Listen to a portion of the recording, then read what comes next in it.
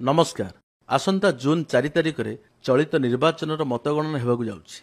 बिजु जनता दलर समस्त counting agent मानू मतगणना प्रक्रिया विषय में सविशेष सूचना देवाई यह भिडटी प्रस्तुत करा जायछि। काउंटिंग हॉल रे प्रवेश करिया पूर्व किछि जरूरी सूचना। यह एक धूम्रपान निषिद्ध अंचल। सांगरे धूम्रपान तथा तंबाकू इत्यादि द्रव्य नियंतु नाही। मने रखंतु, काउंटिंग सेंटर भितर को कौन इलेक्ट्रोनिक उपकरण नेबापी अनुमति नाही। तेणु सांगरे राइटिंग पैड, पेन किंबा पेंसिल निश्चय नहीं जिवे। लेटर ऑफ अपॉइंटमेंट अर्थात फॉर्म 18 एवं परिचय पत्र रिटर्निंग ऑफिसर द्वारा जांच कराई हॉल मध्य प्रवेश करंतु। या पर रिटर्निंग ऑफिसर आपण के एक ब्याज देवे जो प्रार्थी नाम एवं काउंटिंग टेबुल रो सीरियल नंबर लेखा होता है। संपृक्त टेबुल पाखरे जाई बसंतु। काउंटिंग हॉल मध्य रिटर्निंग ऑफिसर को सहयोग करने एवं शांति श्रृंखला बजाय रखा निहाती आवश्यक। Counting process. मतदान साधारणतः दुई भाग में विभक्त। पोस्टाल बैलेट द्वारा करा जायथिबा मतदान एवं ईवीएम द्वारा करा जायथिबा मतदान।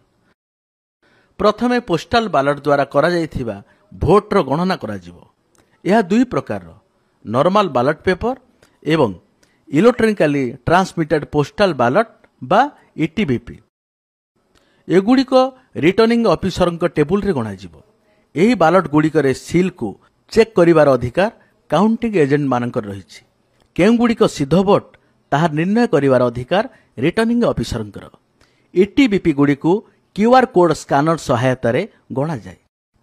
पोस्टाल बैलेट गणति शेष होवार आधा घंटा पर ईवीएम गणति आरंभ हुए। प्रथमे आसंतु नजर पकेइबा ईवीएम बा इलेक्ट्रोनिक भोटिंग मेसीन उपर। ईवीएम रे मुख्यतः तीनोटी डिवाइस थाए। Control unit, voter verifiable paper audit trail, balloting unit. भोट गणति समय रे केवल कंट्रोल यूनिट अर्थात सीयू रो आवश्यक होता है। सर्वप्रथमे काउंटिंग टेबुल को अणा जाइथिबा बाक्स रे लागिथिबा सील को परीक्षा करा जिवो। जदि सीलटी सठिक थाए तेबे बाक्स को खोला जाए कंट्रोल यूनिट को बाहर करा जिवो। कंट्रोल यूनिट को बाहर करा गला परे प्रथमे यार सीरियल नंबर को चेक करा जिवो। जदि यह सठिक थाए तेबे कैंडिडेट सेट सेक्शन एवं रिजल्ट सेक्शन ने लागिथिबा पिंक सील को जांच करंतु। तेबे रिजल्ट सेक्शन रो बाहर कवर खोला जिवो एवं तापर भीतर कवर रे लागिथिबा ग्रीन पेपर सील रो सीरियल नंबर को आपण पाखरे थिबा फॉर्म 17 सी रो क्रमांक 10 रे थिबा सीरियल नंबर सहित मिलांतु। उपरोक्त सील गुड़िकर सठिक जांच एवं कोनोसी हेरफेर होई नथिबार स्पष्टीकरण हैला परे भोट गणना प्रक्रिया आरंभ हेबो। काउंटिंग सुपरवाइजर कंट्रोल यूनिट को पावर ऑन करिवे। टोटल बटन दबाइबा परे डिस्प्ले रे दर्शाइथिबा संख्या को आपणक पाखरे थिबा फॉर्म 17 सी रो टोटल भोट संख्या सहित मिलांतु। यहा परे काउंटिंग सुपरवाइजर रो रिजल्ट बटन दबाइबे। यहा परे प्रत्येक प्रार्थी को मिलिथिबा भोट संख्या कंट्रोल यूनिट रे थिबा डिस्प्ले रे दर्शाइबे। एबे आपण एही फलाफल को निज खाते नोट कर रखंतु।